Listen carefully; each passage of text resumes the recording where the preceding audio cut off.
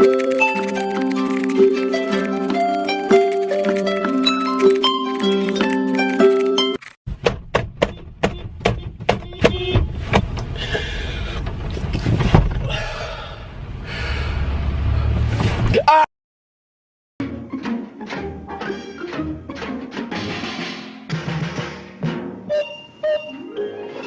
again, guys, and welcome to a video which I hope is going to be part of a new series, where I talk about movie endings that go hard, essentially. And if you don't know what go hard means, it's not erect. They are just really good, I guess, is what it is in a nutshell, in the easiest to understand way. So, I picked 5 for this video, from what I've seen for movies, and now I have not seen every movie in the world, and I probably haven't seen some movies that you would have picked, so that's what that intro was all about. So don't come complaining to me. Of course, there's going to be heavy spoilers in this video, so there's a warning, but over time, as I watch more and more movies, I hope to bring this video back, or, well, bring more these videos out for you guys. So without further ado, let's get into our number 5 pick. Alright, so our first pick is going to be Knives Out. Marta Cabrera is the caretaker of elderly author Harlan Thrombey, but through a string of events, she ends up killing him. Yeah, not technically killing him, but anyway, everyone ends up coming into town totally for his funeral and his, wake, and not for the will reading at all. And by everyone, I mean Jamie Lee Curtis, Toni Collette, Daniel Craig, and Mr. Captain America himself, Ransom Drysdale, among others, of course. But just prior to his death, Harlan had changed his will so that everything, and again, I mean everything, Copyright of its catalog. Likewise, the house at 2 Dearborn Drive and all belongings therein I leave to Marta Cabrera. Would end up going to his caretaker, Marta, instead of his own family. And why? Because they all suck. Anyway, so the rest of the movie follows Marta and her trying to avoid the family who's trying to get the inheritance. All the while, Marta tries to get the detective Daniel Craig, Benoit Blanc, off her trail so that she won't get arrested and her family won't get deported. Now, if you somehow haven't seen the masterpiece that is Knives Out, you're probably wondering, why do we follow this horrible, wretched, terrible author murderer, right? Well, she's not any of those things, not even a murderer in the first place. She's actually nice, first of all, and second, enough with the info dumping, so let's get to the point. Alright, so the real killer is caught. Alright, I'm not going to say who that is because I don't think it's important for this, but you're going to see it probably in the clip that I put here anyway, so frick doesn't matter. The killer is walked to the police car, and the family kind of looks around and watches. We get a couple loose ends tied up between an interaction between Benoit Blanc and Marta Cabrera, and she decides what she's going to do with the inheritance. And so she steps out onto the balcony with a cup of coffee, and having made up her mind, the whole family kind of turns and looks up at her, and it's just this great shot, and I mean it's even framed perfectly with the family. Richard and Linda are separated because now their marriage is over. Then we cut back up to Marta, looking down at them. She takes a sip, and we can read what the mug says, which actually we saw Harlan use earlier in the film, back when the house was his, and it reads, "My house, my rules, my coffee," which would be the perfect gut punch if those below could actually read it. Alright, our number 4 pick is actually on Netflix right now, but it is leaving at the end of February, so you might want to get on it if you're going to watch it. But I really do recommend you watch it because it's one of those films that's just like the greatest films of all time, and it's like you gotta watch it, right? So do recommend it. It's like acclaimed. It won like 5 Oscars or something, right? Anyway, so this is One Flew Over the Cuckoo's Nest. Now, Randall McMurphy gets transferred for evaluation from a prison to a mental institution, assuming it'll be a less restrictive environment. But the head nurse of the unit, Nurse Ratchet, runs the psychiatric ward with an iron fist, keeping her patients cowed through abuse, medication, and sessions of electroconvulsive therapy. The battle of wills between the rebellious McMurphy and the inflexible Ratchet soon affects all the ward's patients, not just McMurphy. The climax of the movie finds McMurphy hosting a party, which we see, numerous kinds of activities like this from McMurphy throughout the movie. He takes the boys fishing in one scene, showing them what it's like to be a person again, and not be part of this machine that is the psychiatric ward. But it's at this point in the film when everything kind of spirals out of control because they fell asleep. And when I say they fell asleep, all the people in the ward fell asleep and got like hungover, whatnot. And so Nurse Ratchet arrives in the morning, and we finally get to see fellow patient Billy Bibbit, aka the Lakeshore Strangler, stand up for himself. And however, Nurse Ratchet shut that shit down, as Negan would say, and has him taken away. Then off screen, there's a scream, and we see that he has done the self bye-bye. Now, that's because YouTube, I say that like that because YouTube won't let me say the actual terminology. I'm not trying to be disrespectful, but YouTube won't let me say the correct terms. So, self-termination, self-bye-bye, that's what we're going to call it. McMurphy, having developed quite a connection to all the men in the ward, lashes out at Nurse Ratchet and strangles her to the ground. He isn't successful in killing her, however, and this comes to nip him in the butt. We later jump to another character who I have yet to mention, the Chief, who McMurphy had developed a particular bond with earlier on in the movie.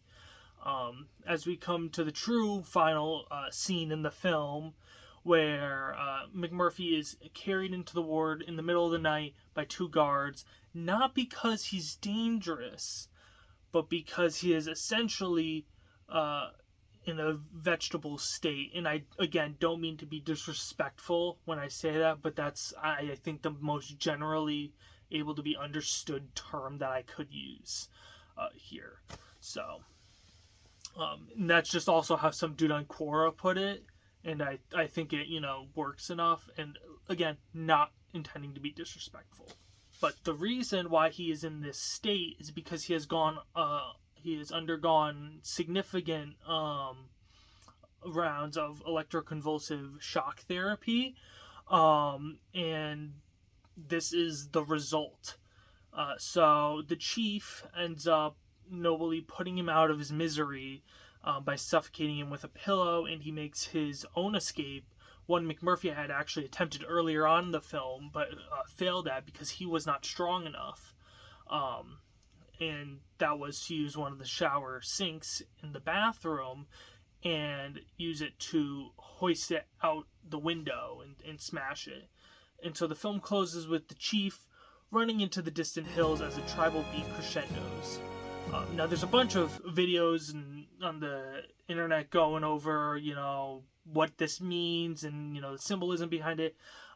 Here's one I actually recommend right here. But in a nutshell, really, it symbolizes man returning to nature from industrial imprisonment and being tracked as part of the machine, basically. That's what it symbolizes, and I think it does a great job. Alright, so my number 3 pick is one that's free on YouTube. It's actually colorized even, so you can check it out, even though I do kind of recommend it in black and white more.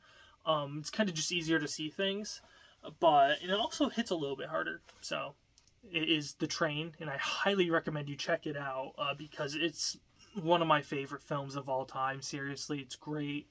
But the train follows Paul Labiche, played by Burt Lancaster, a railway inspector who is alerted that Colonel Franz von Waldheim is conspiring to sneak a train full of art masterpieces looted by the German army over the German border as the Allies are starting to creep up towards the end of World War II. It is up to him, Lapiche, to outwit and deceive the colonel in hopes to delay the train long enough for the Allies to catch up to it. And he does successfully after losing many accomplices on his team. And the film ends with Lapiche successfully derailing the train on a one-way track in a one-way track valley, which is important, meaning no train can, just carry on with bringing it further towards Germany. And there was mention of a crane, but the crane had already been brought back to France and is inaccessible, right? So there's no way to press on. It's too late. No way to do it in time. All hope is lost for the colonel. You can hear the Allied artillery in the distance. You could hear it for a couple minutes already. But he has no choice, but he must leave the train with it, all the artwork on it. And just when all hope is lost for him, a cavalcade truck shows up. They're all full of wounded soldiers, some barely clinging on to life. And the colonel orders them all off and the paintings loaded on. But the truck drivers say no and reject, but they offered the German military a ride and they accept that at least. And the colonel, however, stays behind, staying with the paintings. And he says, "I'll be along in a few minutes. There'll be other trucks." And all the hostages yes, there were hostages, which had been placed around the locomotive to avoid Labiche from derailing the train, are then promptly shot without a second thought.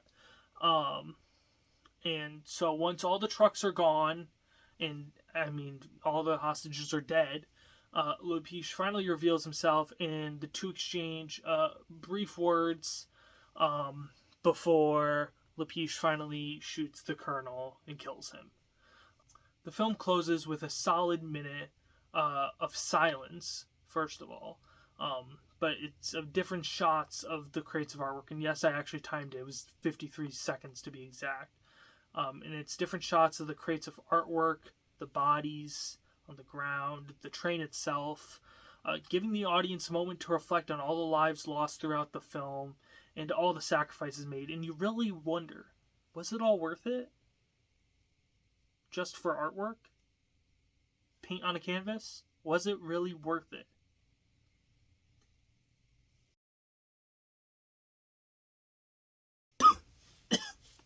Should have gotten some water. Alright, my number 2 pick is a more mainstream title than the last few, but it's Ghostbusters Afterlife. It's actually a sequel, as the rest were just standalone titles, really.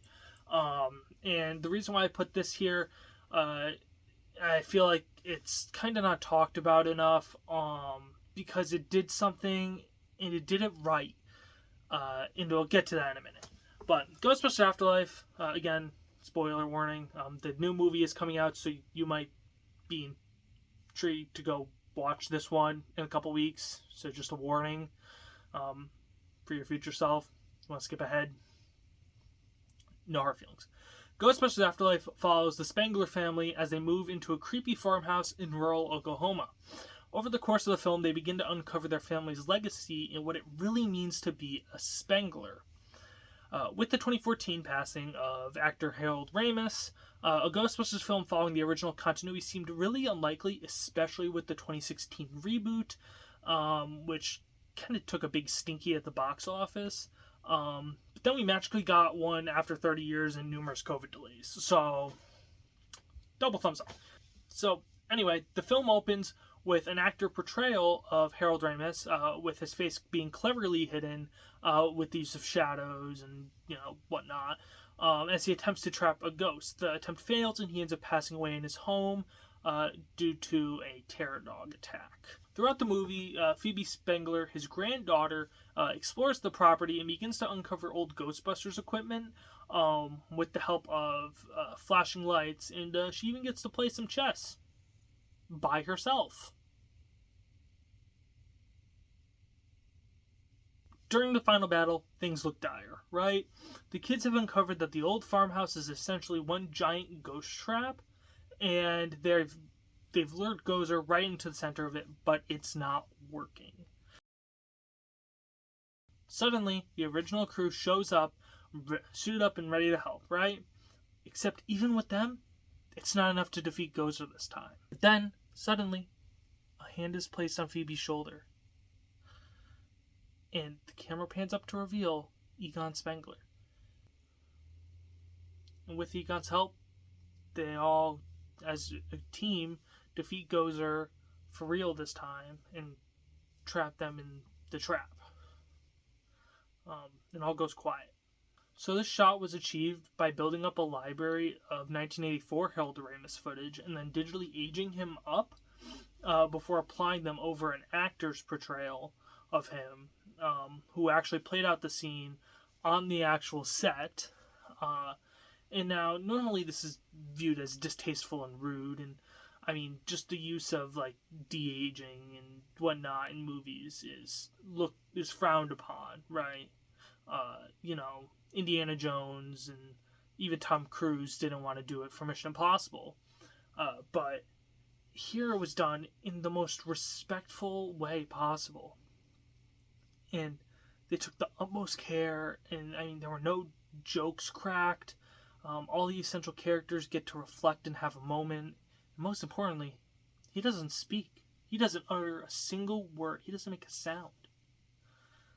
Which is probably the best choice they could have made for this whole thing. And he hugs his daughter, and he floats away, and fades into the night sky.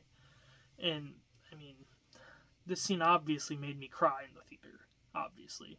And as a result, I don't watch this. I don't watch Ghostbusters Afterlife. I watch it the least of any of the Ghostbusters movies. I watched the 2016 reboot more. Just because of the strength that scene has and how emotional it is. So, and I try to retain that by not watching it, So, yeah. That's my number 2 pick.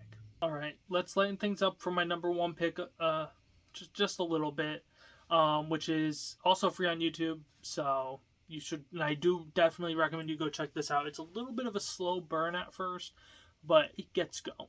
Right, and that is Runaway Train. So it's free on YouTube. So I do recommend you go check it out. 2 train movies in one video. I mean, how crazy? Considering I'm a foamer. Oh my God! Woo! Listen to that horn! Oh my God! Oh, she's. Anyway, 2 escaped convicts and an assistant engineer are trapped on a runaway train as it barrels through the Alaskan wilderness, being pursued by the law aboard a helicopter, and the signalmen unable to stop the train. They seem doomed for a disaster. So, put like that, it doesn't seem too remarkable as a film, and you can only imagine that the ending can't be that crazy. I mean, unless there's an epic train crash, which I'm going to tell you guys there actually isn't. Not on screen. And I think that's probably the best part about it. Which we'll get into.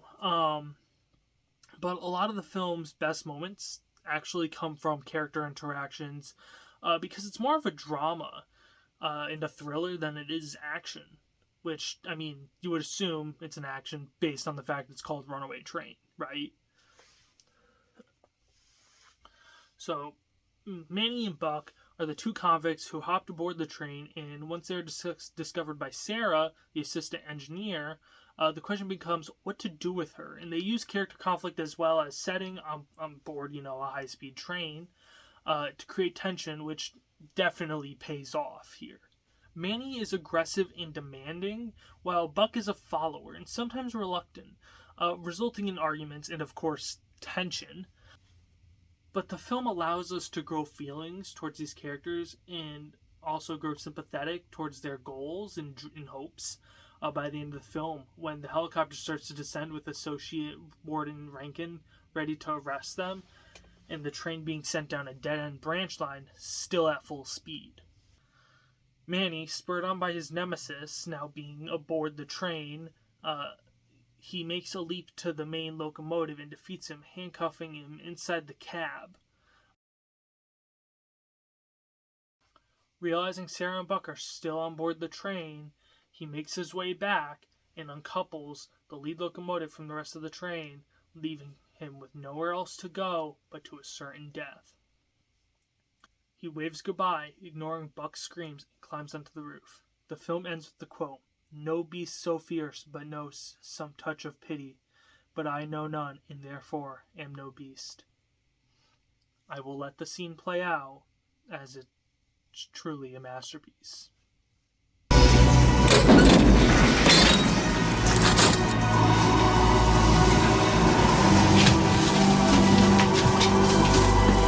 Manny! Shut it down! Manny, goddammit! Shut it down, Manny! Manny! Shut it down! That's all you gotta do! Manny! He knows what he wants to do! Manny! Shut it down! That's all you gotta do! Shut it down! Shut it down! Goddammit! That's all you gotta do, man! Shut it down!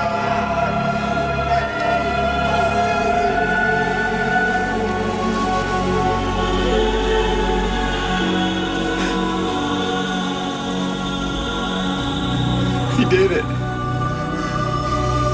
He did it.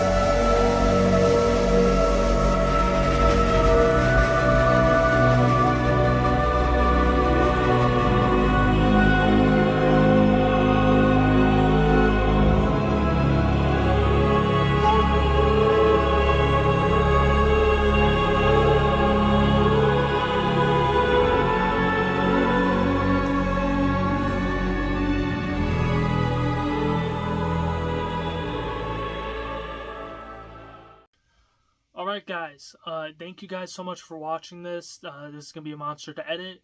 I always say that. Let's put that on a t-shirt. But if you guys have seen any of these movies, I mean, I've been wanting to talk about Runaway Train for so long. But if you guys have seen any of these movies, let me know. And if you guys have any movies that you think should have been on this list, let me know. But don't spoil them in the comments for other readers' sakes. But yeah, let me know. And yeah, I hope you guys enjoyed this video. Thank you so much for watching, and I'll see you guys next week, probably for a video. I don't know why I thought it was the end of the month already, but I'll see you guys for next week's video. Goodbye.